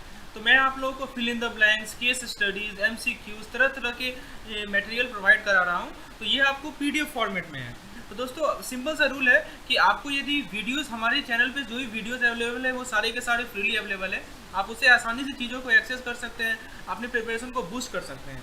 यदि आपको इन सभी चीज़ों का PDF चाहिए तो दोस्तों आपको एक पेड प्लान है जिसको एक्सेस करना होता है, उसके बारे में आपको डिटेल बताऊँगा। फिलहाल हम लोग लेसन को शुरुआत करते हैं। तो दोस्तों सबसे पहला क्वेश्चन देखिए, सबसे पहला क्वेश्चन स्क्रीन पर है। आपसे क्वेश्चन कर रहा है कि framework for understanding life stage is given by, ठीक है। तो लाइफ स्टेज का जो फ्रेमवर्क है, अंडरस्टैंडिंग फॉर फ्रेमवर्क, ये किसने दिया था? बताइए किसने दिया था दोस्तों? आप पहले अपने से बताइए, फिर मैं आपको आंसर देता हूँ। तो इसका करेक्ट आंसर दोस्तों मैं बताता हूँ, इसका करेक्ट आंसर है एरिक एरिक्सन, ठीक है। तो ये इन्होंने दिया था।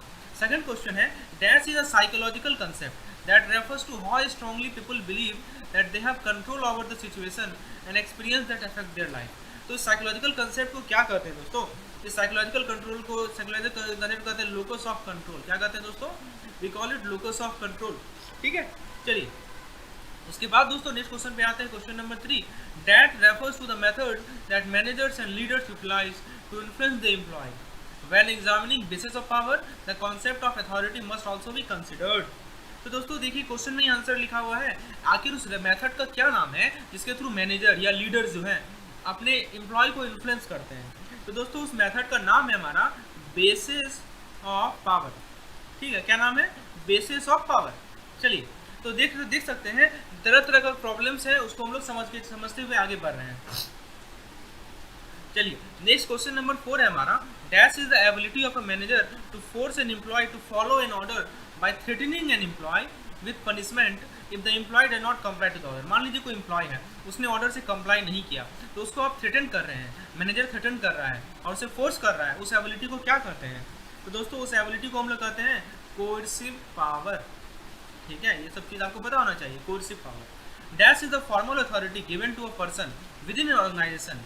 Legitimate power is based on person holding a particular position of authority within an organization. This gives them the power over other and let them make decision with the broader system. तो दोस्तों नाम में ही है legitimate power. Legitimate power एक formal authority होता है जो कि एक पर्सन को दिया जाता है किसी ऑर्गेनाइजेशन में। तो इसका आंसर क्या होगा, लेजिटिमेट पावर। तो देखिए एक है कोर्सिव पावर, एक है लेजिटिमेट पावर। ठीक है, यहाँ पे मैनेजर ने फोर्स किया अपने एम्प्लॉय को काम करने के लिए, पनिशमेंट देने का, तो ये कोर्सिव पावर होगा। और लेजिटिमेट पावर क्या होता है कि कोई पर्सन जो कि एक पोजीशन को होल्ड कर रहा होता है, उसके पास एक पावर होता है और दोस्तों वो डिसीजन ले सकता है। जैसे दोस्तों next fill in the blanks देखते हैं। Next fill in the blanks question number 6 है हमारा कि लेजिटिमेट पावर को और आप क्या कहते हो, बताइए लेजिटिमेट पावर को आप क्या कहते हैं? तो लेजिटिमेट पावर का एक और नाम है, इसको हम लोग कहते हैं दोस्तों पोजीशन पावर। ठीक है, ये पता होना चाहिए आपको। Legitimate power is also called position power. आइए क्वेश्चन नंबर 7 को देखते हैं। दोस्तों देखिए इस तरह से आपका कंसेप्ट भी क्लियर होता चल रहा है और आपको चीज़ें भी याद होती चल रही हैं। तो ये आपका फिल इन द ब्लैंक्स का सबसे इंपॉर्टेंट एडवांटेज है। Dash is the use of reward to get an employ to follow an instruction और order with power coming from one's ability to withhold the reward for non compliance. अब दोस्तों देखिए मैंने अभी आपको 3 तरह का पावर बताया। एक पावर मैंने आपको बताया कोर्सिव पावर। कोर्सिव पावर में क्या था कि जो मैनेजर था वो अपने एम्प्लॉय को फोर्स करता है, पनिशमेंट दे देंगे, ये कर देंगे, वो कर देंगे, तो वो कोर्सिव पावर हुआ। एक पावर मैंने बताया आपको लेजिटिमेट पावर, और एक पावर है दोस्तों जिसको हम लोग कहते हैं रिवार्ड पावर। ठीक है, अब देखिए रिवार्ड पावर में क्या होता है कि जो मैनेजर है वो अपने एम्प्लॉय को बताता है कि तुम यदि इस काम को अच्छे से कर दोगे तो तुमको कुछ रिवार्ड मिलेगा, और यदि नहीं करोगे तो रिवार्ड नहीं मिलेगा। ठीक है, तो विथहोल्ड करेंगे तुम्हारे रिवार्ड को। तो इसका आंसर क्या होगा, इसका आंसर होगा रिवार्ड पावर। तो चीज़ें आपको क्लियर होती चल रही हैं दोस्तों। चलिए मैं उम्मीद करता हूँ दोस्तों everything is clear to you. तो फ्रेंड्स आगे बढ़ते हैं हम लोग। दोस्तों आप लोगों को मैं एक बार बताना चाहता हूँ कि अभी आपका जो एग्जामिनेशन है, आपका प्रिपरेशन किस लेवल तक हुआ है, अपने प्रिपरेशन को जज करने के लिए, और यदि आप कुछ पॉइंट को मिस तो नहीं कर रहे हैं ये देखने के लिए दोस्तों आप मॉक टेस्ट में अपीयर होइए। Please participate in mock test conducted by our channel. दोस्तों मॉक टेस्ट में अपीयर होइए और देखिए कि हाँ कुछ मैं चार फुल लेंथ मॉक टेस्ट है दोस्तों, और उसमें आपको 400 क्वेश्चंस मिलेंगे। उस 400 क्वेश्चंस में मैक्सिमम क्वेश्चन प्रीवियस ईयर में आए हुए क्वेश्चंस हैं। उससे आप ये एनालाइज कर पाएंगे दोस्तों कि आप कहाँ पे स्टैंड कर रहे हैं और दोस्तों आपकी प्रिपरेशन किस लेवल पे है। जो आप कहते हैं ना 1 या 2 मार्क्स से मेरा ये सिलेक्शन रह गया, वो यही आपका कुछ क्वेश्चन होता है जो डिसाइड करता है दोस्तों, ताकि आपका प्रैक्टिस फुल प्रिपेयर हो जाएगा। यदि आप इसके बारे में डिटेल जानना चाहते हैं दोस्तों तो ये नंबर है, व्हाट्सएप कीजिए मुझे इस नंबर पे, मैं आपको डिटेल बताऊंगा। चलिए आगे बढ़ते हैं हम लोग। क्वेश्चन नंबर 8 को देखते हैं दोस्तों। क्वेश्चन नंबर 8 है dash is the ability of a leader in influence a follower because of the follower admiration and respect or identification with the leader। तो इसे हम लोग कहते हैं दोस्तों this is called as referent power। this is called referent power। this is called referent power। people with dash power can influence other based on their knowledge। of course you naturally cultivate skill and experience through seniority, but you should also take the initiative to develop a specialized area of expertise। तो आखिर ऐसे power को क्या कहते हैं जो कि दूसरे को इन्फ्लुएंस कर देता है अपने नॉलेज के बेसिस पर। तो दोस्तों इसको कहते हैं expert power. This is called as expert power. These are different types of power which we are dealing with, right? Okay. Now let us move to the next question. Question number 10. Dash is the power a person gains by virtue of his proximity to a power source। तो दोस्तों इसको हम लोग कहते हैं reflected power. Reflected power वो power होता है दोस्तों, वो पावर होता है जो कि एक पर्सन गेन करता है अपने proximity to power source. Question number 11 है dash is the nature of attractiveness that compels other to follow someone. तो दोस्तों इसको हम लोग कैरिज्मा कहते हैं। क्या कहते हैं इसको हम लोग? कैरिज्मा। ठीक है। नेक्स्ट क्वेश्चन है dash power inspire positivity and joyful feeling in other. The persuasive nature of this power is reliant on engaging quality of leaders personality. तो इस पावर को क्या कहते हैं हम लोग? कैरिज्मेटिक पावर कहते हैं। We call it charismatic power. आगे बढ़ते हैं दोस्तों, 13 नंबर कंसेप्ट पे आते हैं। Dash power in the ability to use inherently short term emotion for your long term best interest. तो इस पावर को दोस्तों हम लोग कहते हैं emotional power. Dash ego state mainly regulate behaviour and nurtures it. दोस्तों अब हम लोग नेक्स्ट कंसेप्ट पे आते हैं जो कि है अपना ईगो स्टेट। तो कौन सा ईगो स्टेट है जो कि रेगुलेट करता है हमारे बिहेवियर को और उसे नर्चर करता है? तो दोस्तों इसको हम लोग कहते हैं parent ego state, we call it parent ego state. ठीक है, तो दोस्तों उम्मीद है कंसेप्ट आपको क्लियर होता चल रहा होगा। एक लाइक जरूर कर दीजिएगा चैनल को, ठीक है, ताकि इस तरह के कंटेंट मैं आप लोगों को प्रोवाइड कर सकूं। चलिए आगे बढ़ते हैं दोस्तों, क्वेश्चन नंबर 15 को देखते हैं। Dash is the technique that aims to help people understand their emotional and physical relationship with self other people. तो उस टेक्निक को हम लोग क्या कहते हैं जिसके थ्रू लोग को मदद मिलती है अपने इमोशनल और फिजिकल रिलेशनशिप दूसरे अपने साथ और दूसरे लोगों के साथ इस्टेब्लिश करने में, अंडरस्टैंड करने में। उस टेक्निक का क्या नाम है दोस्तों? तो उस टेक्निक को हम लोग कहते हैं Johari window concept, we call it Johari window. Very important concept it is, right, this is very important concept. और मेरा दोस्तों एक वीडियो है जोहारी विंडो पे, उसमें मैंने अच्छे तरीके से समझाया है। यदि आप चाहते हैं उस वीडियो को बस आप 10 मिनट देख लीजिए, इस पर आपको कोई क्वेश्चन नहीं छूटेगा। मैंने इस तरह समझाया, मैंने ट्रिक से समझाया कैसे आप जोहारी विंडो के कंसेप्ट को याद रख सकते हैं। जरूर इस वीडियो को देखिएगा, लिंक आपको मैं डिस्क्रिप्शन में दे देता हूँ दोस्तों। चलिए क्वेश्चन नंबर 16 को देखते हैं। Johari window is the creation of 2 psychologist. आखिर वो 2 साइकोलॉजिस्ट कौन है जिन्होंने जोहारी विंडो को क्रिएट किया? तो आपको पता होना चाहिए, इसका नाम है लुफ्ट, एक का नाम है जोसेफ लुफ्ट और दूसरा का नाम है इंगम। तो दोस्तों ये लुफ्ट एंड इंगम याद रखिएगा, इन्होंने जोहारी विंडो का कंट्रीब्यूशन दिया था।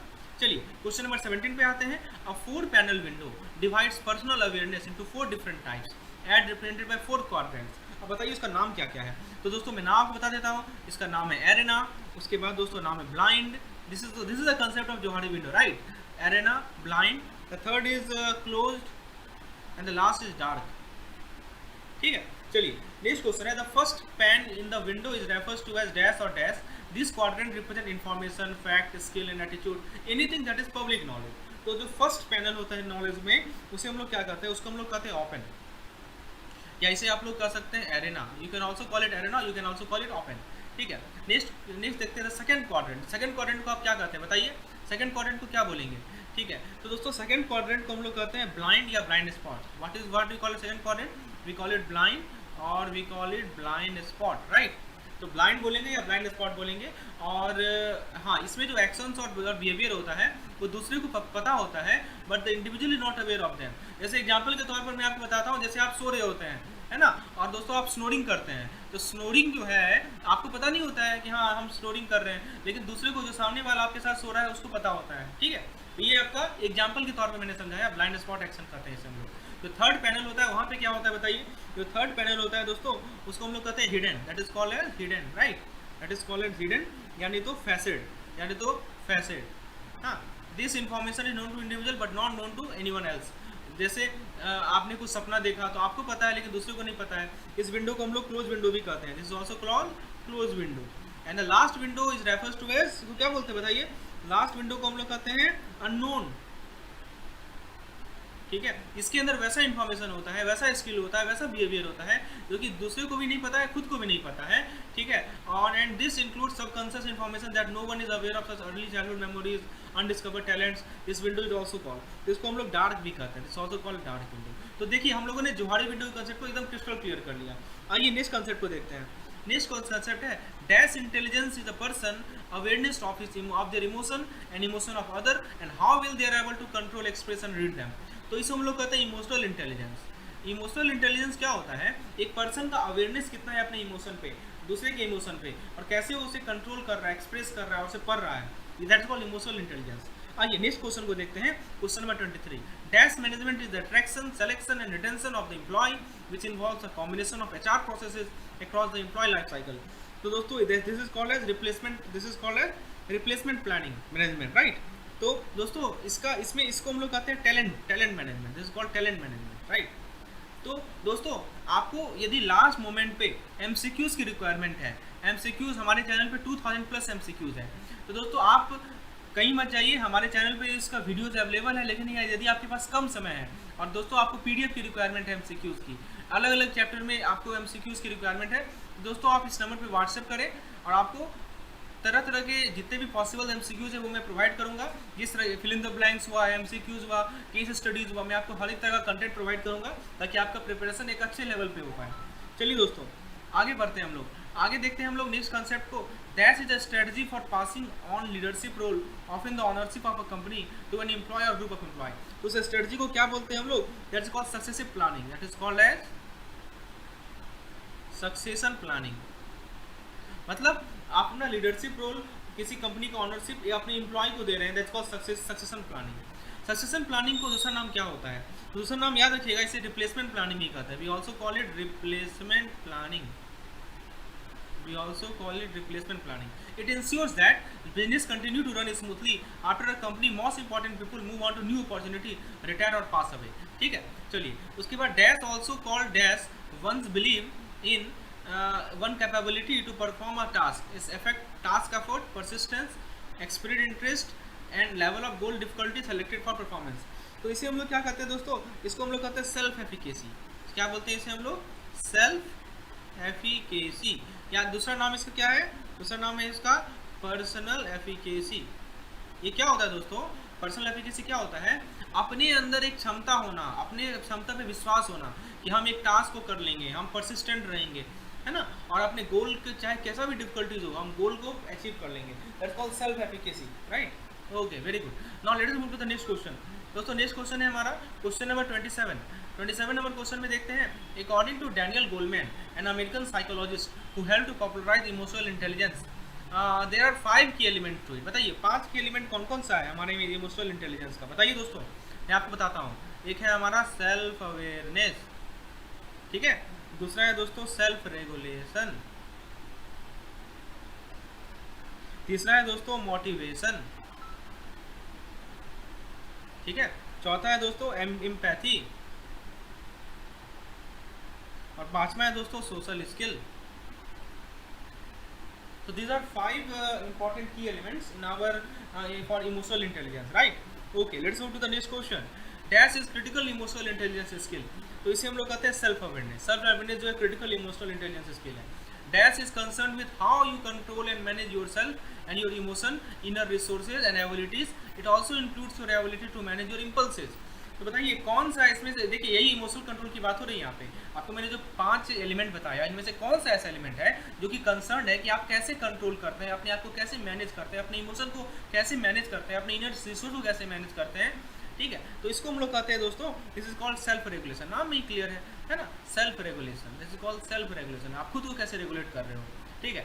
आगे देखते हैं, in that includes our personal drive to improve and achieve, commitment to our goal, initiative और readiness to act on opportunity and optimism and resilience. तो इसे हम लोग कहते हैं दोस्तों self motivation. This is called as self motivation. That is the ability to feel what the other person is feeling. इसे हम लोग कहते हैं एम्पैथी, सहानुभूति हिंदी में कहा जाता है। That refers to the skill needed to handle and influence other person emotion effectively. दोस्तों this is called social skill, right? This is called social skill. चलिए उसके बाद दोस्तों dash is a process that helps you to know and understand yourself and the world of work in order to make career, educational and life decision. This is called career counselling. This is called career counselling. Okay, तो ये ध्यान रखना है। आगे बढ़ते हैं दोस्तों, question number 34 पे आते हैं। क्वेश्चन 34 में कह रहा है, Louis defined dash as the period during which an individual is changing role और changing the orientation to a role already held. तो लुइस ने किसे डिफाइन किया था? तो उसको कहते हैं career transition. That is called career transition. तो एक कैरियर ट्रांजिशन एक ऐसा पीरियड होता है जिसके दौरान एक इंडिविजुअल अपना रोल को चेंज करता है, अपने ओरिएंटेशन को चेंज करता है, ठीक है। आगे बढ़ते हैं दोस्तों, the career transition suggest both a dash and dash during with the changing is taking place. बताइए दोस्तों क्या आंसर होगा? तो एक है हमारा प्रोसेस ऑफ चेंज, एक है दोस्तों प्रोसेस ऑफ चेंज, और दूसरा है दोस्तों पीरियड, ठीक है। Dash career path allow employee to make a series of lateral moves between different functional areas within same organization.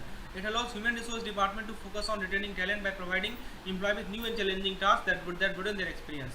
तो कौन सा कैरियर पाथ है जो कि एम्प्लॉय को अलाउ करता है कि वो अलग से लेटरल मूव ले बिटवीन डिफरेंट फंक्शनल एरिया? तो दोस्तों इसे कहते हैं स्पाइरल। ये आपको पता है ना, स्पाइरल ये कैरियर पाथ का एक पार्ट है, स्पाइरल कैरियर पाथ, ठीक है। तो लेटरल मूव लेते हैं employ. Dash concept sees a career as a life long move involvement in an occupation such as law with increasing expertise in respect of sign and success. इस concept को क्या कहा जाता है दोस्तों? Steady state view. This is called as steady state, right, steady state, ठीक है, इस कंसेप्ट को कहा जाता है, या career concept. Dash concept define career as steadily upward movement, इसको लीनियर कहा जाता है, इसको linear career pattern, right, linear concept, linear career concept. Dash is a combination of perceived area of competence, motives and values related to professional work choice, so this is called career anchor, this is called career anchor. Career anchor क्या होता है? एक perceived area of competence, motive, values regarding to professional work choices, this is called as career anchor. Career anchor includes talents, motives, values and attitudes which gives stability and direction to the person career. It is a dash or dash of that person. तो career anchor क्या होता है दोस्तों? एक motivator होता है, it is a motivator and it is a driver. Okay, it is either motivator or driver of that person. चलिए, उसके बाद दोस्तों नेक्स्ट कंसेप्ट को देखते हैं। Dash is a smaller group of job within the career cluster that uses similar skill. You can start in a lower level job and career and with more education expertise move up. तो इसे smaller group को क्या कहते हैं, ठीक है, जो कि सिमिलर स्किल को यूज करता है, that is called as career path, that is called as career path, ठीक है। Dash is a technique which helps to understand the behaviour of other person so that communication become effective. Understanding human behaviours helps to motivate, guide and direct other person. तो इस technique का क्या नाम है दोस्तों? उस टेक्निक का नाम है ट्रांजैक्शन एनालिसिस, ट्रांजैक्शन एनालिसिस, जिसके थ्रू आप कम्युनिकेट करते हैं दूसरे के साथ और उसको आप अच्छे से समझ पाते हैं, बिहेवियर समझ पाते हैं दूसरे लोगों का। Dash includes things like relating to one another and exchanging feelings and they can be both verbal and non verbal. तो दोस्तों ये क्या होता है, ये हमारा this is called interpersonal interaction, this is called interpersonal interaction. इसके अंदर क्या क्या आता है? Relating to one another and exchanging feeling and they can be both verbal and non verbal, interpersonal interaction.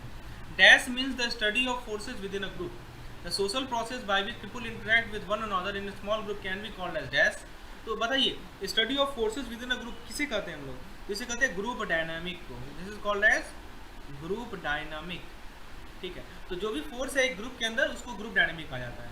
और जिस सोशल प्रोसेस के द्वारा लोग आपस में इंटरेक्ट करते हैं किसी स्मॉल ग्रुप में, उसे क्या कहा जाता है? उसे कहा जाता है ग्रुप डायनामिज्म।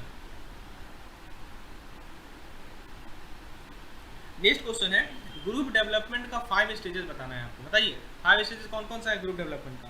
तो मैं आपको बताता हूँ दोस्तों, आपको पता होना चाहिए ये 5 स्टेजेस। पहला है फॉर्मिंग, दूसरा है स्टॉर्मिंग, तीसरा है दोस्तों नॉर्मिंग, दोस्तों चौथा है परफॉर्मिंग, और पांचवा है दोस्तों, पांचवा क्या है हमारा? एडजॉर्निंग, ठीक है। ये 5 स्टेज आपको पता होना चाहिए। आगे बढ़ते हैं दोस्तों। Dash stage the group become together for the first time, the members may already know each other or they may be total stranger. In either case there is a level of formality, some anxiety and higher degree of guardedness as the group member are not sure what is going to happen next.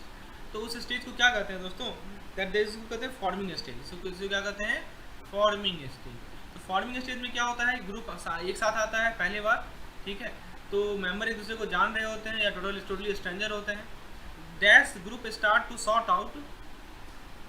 तो दोस्तों ये सब questions थे हम लोगों ने discuss किए। तो फ्रेंड्स होपफुली आपको ये चीज़ें क्लियर हुई होंगी। आइए कुछ और क्वेश्चंस देखते हैं दोस्तों। Let us see some more questions which are based on this module C. Let us see some more questions. तो दोस्तों देखिए एक क्वेश्चन है, लैंडमार्क ऑफ टुमारो, ऑथर कौन है बताइए? लैंडमार्क ऑफ टुमारो का ऑथर कौन है? तो लैंडमार्क ऑफ टुमारो का ऑथर बताएंगे ना, बताइए पीटर ड्रकर। ये मैंने समझाया था दोस्तों, लैंडमार्क ऑफ टुमारो के ऑथर कौन है? हमारे पीटर ड्रकर साहब हैं।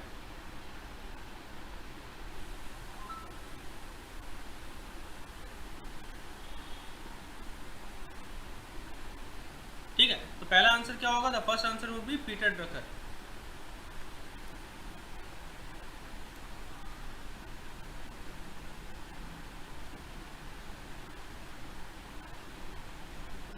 चलिए आगे देखते हैं। Dash claim that manager based view manager based investment was in his worker. तो किसने क्लेम किया कि मैनेजर का जो बेस्ट इन्वेस्टमेंट है वो उसके वर्कर में है? तो इसका करेक्ट आंसर है दोस्तों रॉबर्ट ओवेन।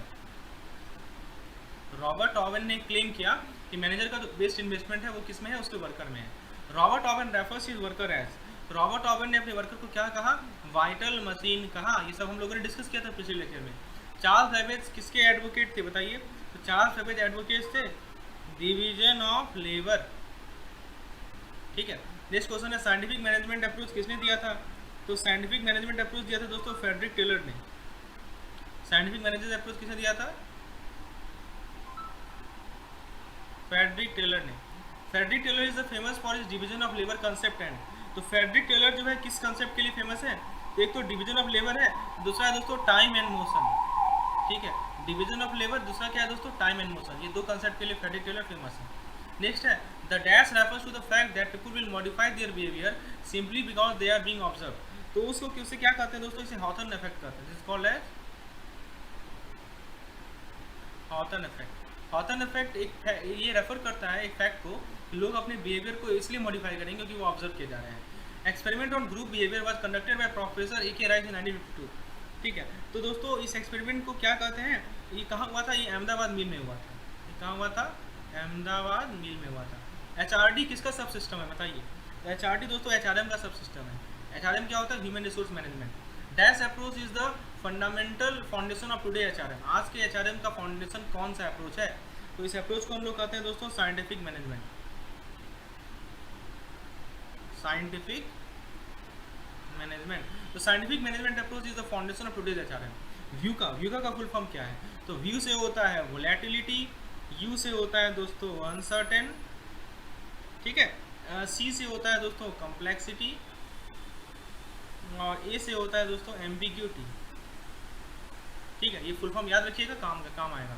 आगे देखते हैं दोस्तों, आईएसटीडी का फुल फॉर्म पूछेगा, बताइए आईएसटीडी क्या होता है? तो आईएसटीडी होता है दोस्तों इंडियन, आई से होता है Indian society for training and development. Training and development. Dash is the process in which working people through their union negotiate contract with their employer to determine their terms of employment including pay, benefits, hours, leave, job, health and safety policy, way to balance work and life and family and more। इसे क्या कहते हैं? इस process को क्या कहते हैं? This process is called collective bargaining. This process is called collective bargaining. ठीक है, आगे देखते हैं। Dash is the theory of management that analyses and सिंथेसाइजेज work flow. It's main objective is improving economic efficiency specially labour productivity. तो इस theory को क्या कहते हैं दोस्तों? This theory is called scientific management. ठीक है, एक मैनेजमेंट का थ्योरी है जो कि वर्क फ्लो को एनालाइज करता है, सिंथेसाइज करता है, ठीक है, जिससे थ्रू इकोनॉमिक एफिशिएंसी को बढ़ाया जा सके, स्पेशली लेबर प्रोडक्टिविटी को। So this is called scientific management. Scientific management is also as, तो इसे हम लोग टेलरिज्म भी कहते हैं ना, टेलर के द्वारा दिया गया था concept. A rational person is someone who is sensible and able to make decisions based on intelligent thinking rather than on emotion। on emotion के बेसिस पे डिसीजन नहीं लेता है ना, वो रैशनल डिसीजन लेता है अपने इंटेलिजेंट थिंकिंग पे के बेसिस पे। Task can be defined as obtaining, using and maintaining a satisfied workforce. तो इसे क्या कहते हैं हम लोग? इसे हम लोग कहते हैं दोस्तों पर्सनल मैनेजमेंट। इसमें क्या होता है? आप एक सेटिस्फाइड वर्कर को ऑब्टेन करते हैं, यूज करते हैं और मेंटेन करते हैं। आगे देखते हैं दोस्तों। Dash indicates the unity between the divine. The divine means perfection in knowledge, wisdom and power, individual, self and universe. The holistic approach of management is based on spiritual principle of unity, oneness and non dual concept. तो ये क्या indicate करता है divine के बीच की unity को? दोस्तों इसका आंसर है management ethos. Management ethos. Dash are code of conduct and principle that guide the behaviour of their employ and the management in organisation. तो इस कोड ऑफ कंडक्ट को क्या कहते हैं दोस्तों? इस कोड ऑफ कंडक्ट को कहते हैं हम लोग ऑर्गेनाइजेशनल इथोस। ऑर्गेनाइजेशनल इथोस ये कोड ऑफ कंडक्ट होता है या प्रिंसिपल्स होता है जो कि अपने एम्प्लॉय को गाइड के बिहेवियर को गाइड करता है, मैनेजमेंट के बिहेवियर को गाइड करता है। That is the national apex body of professional committee to promoting the HRD movement in the country and enhancing the capability of human resource professionals to compete globally and thereby creating value of the society। तो इस national apex का नाम क्या है? NHRD। क्या नाम है? NHRD। N से नेशनल, एच से HRD नेटवर्क। देखिए याद रखिएगा full form, national HRD network NHRD। Job analysis focuses on. तो जॉब एनालिसिस किस पे फोकस करता है दोस्तों? तो जॉब एनालिसिस फोकस करता है जॉब डिस्क्रिप्शन और दोस्तों जॉब स्पेसिफिकेशन। ठीक है, दो चीज़ें फोकस करता है, जॉब स्पेसिफिकेशन और जॉब डिस्क्रिप्शन और जॉब स्पेसिफिकेशन। नेक्स्ट देखते हैं। The dash contains sufficient information to describe major responsibilities and essential function as they exist today. तो क्या है दोस्तों? तो दोस्तों इसका करेक्ट आंसर है, इस क्वेश्चन का करेक्ट आंसर है हमारा जॉब डिस्क्रिप्शन। तो जॉब डिस्क्रिप्शन के अंदर सफिशिएंट इन्फॉर्मेशन होता है जिसके द्वारा हम लोग मेजर रिस्पॉन्सिबिलिटीज और एसेंशियल फंक्शन को डिस्क्राइब कर सकें। Dash is the basic element of a job and such required a person to achieve specific product. ठीक है, तो किसी जॉब का बेसिक एलिमेंट को क्या कहते हैं हम लोग दोस्तों? तो किसी जॉब के बेसिक एलिमेंट को हम लोग टास्क कहते हैं। ठीक है, dash is the detail description of the role including all the responsibilities, objective and requirement. तो इस डिटेल डिस्क्रिप्शन को क्या कहते हैं दोस्तों? उसको हम लोग कहते हैं दोस्तों job specification. This is called job. तो देखिए डिटेल डिस्क्रिप्शन है तो जॉब स्पेसिफिकेशन कहलाएगा, और दोस्तों सफिशिएंट इन्फॉर्मेशन हो मेजर रिस्पॉन्सिबिलिटी का तो क्या कहलाएगा? जॉब डिस्क्रिप्शन कहलाएगा। ये सब बेसिक पॉइंट है जो कि आपको ध्यान में रखनी है। आगे बढ़ते हैं दोस्तों, 25 नंबर क्वेश्चन है, that is the profile of your ideal new employ including skill, experiences and personality type. तो दोस्तों इसे हम लोग कहते हैं person specification. This is called person specification. तो ये क्या होता है? आपका एक आइडियल नया एम्प्लॉय है, उसके प्रोफाइल को हम लोग पर्सनल स्पेसिफिकेशन कहते हैं। That is the rating of job in an organisation. This is the process establishing the value of worth of job in job hierarchy and compares the relative intrinsic value और worth of job within organisation. तो इस rating of job को क्या कहते हैं दोस्तों हम लोग? इसे कॉल जॉब इवैल्यूएशन। तो जॉब इवैल्यूएशन में आप क्या करते हैं? आप जो है रेट करते हैं। क्या रेट करते हैं? जॉब को रेट करते हैं किसी ऑर्गेनाइजेशन में। ठीक है, 27 नंबर क्वेश्चन को देखते हैं दोस्तों। इसमें कह रहा है dash is a complex system of task requiring an individual to achieve an overall product and still making the relationship irrelevant. तो उस कॉम्प्लेक्स सिस्टम ऑफ टास्क को क्या कहते हैं? जिसके द्वारा एक इंडिविजुअल को एक ओवरऑल प्रोडक्ट को अचीव करना होता है और रिलेशनशिप को इररिलेवेंट बनाता है। तो इसे हम लोग कहते हैं दोस्तों जॉब। अभी मैंने बताया जॉब टास्क का कॉम्प्लेक्स सिस्टम होता है। ठीक है, उसके बाद दोस्तों नेक्स्ट क्वेश्चन देखते हैं। Position puts a person in dash expecting those below to report or surrender to higher position and conform to their expectation while those higher up may be led to exploit the relationship and demand uniformity। तो position एक आदमी को कहाँ रख देता है? तो एक पोजीशन एक आदमी को हायरार्किकल पैटर्न में रख देता है। याद रखिएगा इसका आंसर होगा हायरार्किकल पैटर्न। ठीक है दोस्तों, यदि आपको इस तरह का जो fill in the blank session है यदि आपको यूजफुल लग रहा है दोस्तों, तो दोस्तों आपको करना क्या है कि आपको वीडियो को लाइक करना है। यदि आप चाहते हैं कि मैं इस तरह का सेशन और लाऊं आपके लिए, दोस्तों वीडियो को लाइक कीजिए, चैनल को सब्सक्राइब कीजिए और इसे और लोगों तक पहुंचाइए, और कमेंट सेक्शन में अपनी प्रतिक्रिया को जरूर लिखें। तो इस तरह के और भी fill in the blank session को मैं लाऊंगा, क्योंकि इसको बनाने में काफ़ी ज़्यादा एफर्ट लगता है आपको, और फिर इसका सही आंसर को बताने में। Role can be analyse using dash of which job analysis is the major component. तो रोल को कैसे हम एनालाइज करते हैं दोस्तों? तो रोल को हम लोग एनालाइज करते हैं कैसे, बताइए? तो रोल को एनालाइज करते हैं दोस्तों RAT से। RAT क्या है आप पूछेंगे? RAT क्या है? R से होता है दोस्तों हमारा रोल, A से होता है हमारा एनालिसिस, और T से होता है क्या हमारा टेक्निक। तो रोल एनालिसिस टेक्निक के द्वारा रोल को हम लोग एनालाइज करते हैं, जिसका जॉब एनालिसिस एक मेजर कंपोनेंट होता है। ठीक है, चलिए आगे देखते हैं। Interview is the most popular method of. Interview जो है मोस्ट पॉपुलर मेथड है किस चीज़ का? तो डाटा कलेक्ट करने का। याद रखिएगा इंटरव्यू से हम लोग क्या करते हैं? डाटा कलेक्ट करते हैं। Dash oversees other employ in the operation of business while reporting to a higher ranking manager. इसे क्या कहते हैं दोस्तों? लाइन मैनेजर करते हैं। तो लाइन मैनेजर का काम आपको समझाया जा रहा है कि लाइन मैनेजर क्या करता है? दूसरे एम्प्लॉय को ओवरसी करता है, उसके ऑपरेशन को ओवरसी करता है, बिजनेस के ऑपरेशन को ओवरसी करता है जब वो हायर रैंकिंग मैनेजर को रिपोर्ट करता है। चलिए 32 नंबर क्वेश्चन को देखते हैं। 32 नंबर क्वेश्चन में दोस्तों कहा गया है आपका dash covers job identification, job summary, duties perform, supervision given and received, relation to other job, machine tools and material and working condition. तो बताइए इसे क्या कहते हैं? तो दोस्तों इसे हम लोग कहते हैं job description. This is called job description. This is called job description. Dash includes education qualification, professional qualification, experience, knowledge and skill, personality, physical feature, interest and other requirement. इसे हम लोग कहते हैं जॉब स्पेसिफिकेशन। ठीक है, dash is a plan process that direct learning toward achieving specific outcomes leading to achieving performance objective. तो दोस्तों इसे हम लोग कहते हैं SAT। SAT क्या होता है? SAT होता है systematic approach to training. Systematic approach to training एक प्लान प्रोसेस है जो कि डायरेक्ट करता है learning toward achieving specific outcome and leading to achieving performance objective. Next concept है दोस्तों dash means understanding of the science and practising of adult learning. तो इसका नाम है एंड्रागॉगी। मैंने समझाया था इसे क्या कहते हैं हम लोग? एंड्रागॉगी कहते हैं। एंड्रा मींस क्या होता है? एंड्रा मींस होता है adult. Dash is the process in which the company identified training and development needs of its employee so that they can do their job very effectively. It involves the complete analysis of training needs required इसको हम लोग कहते हैं TNA। TNA होता है दोस्तों training need analysis. तो दोस्तों ये था हमारा फर्स्ट पार्ट MCQ सेशन का, फिल द ब्लैंक सेशन का। होपफुली आपने लेसन को एंजॉय किया होगा। यदि आपको PDF की रिक्वायरमेंट है तो ये नंबर आपको मैं व्हाट्सएप नंबर प्रोवाइड कर रहा हूँ, ठीक है। इस पर आप मुझे व्हाट्सएप करें और मैं आपको पेड PDF प्रोवाइड करूँगा, मैं आपको डिटेल बताऊँगा। इसी तरह में आप चाहते हैं कि और भी मॉड्यूल्स का मैं वन लाइनर लाऊँ, ये जो आपका one liner fill in the blanks है, तो दोस्तों कमेंट सेक्शन में लिखिए, मैं जल्द से जल्द आपको और भी चैप्टर के वन लाइनर को लाऊंगा। मिलते हैं हम लोग अपने नेक्स्ट वीडियो में। वीडियो को लाइक कीजिए, चैनल को सब्सक्राइब कीजिए। धन्यवाद।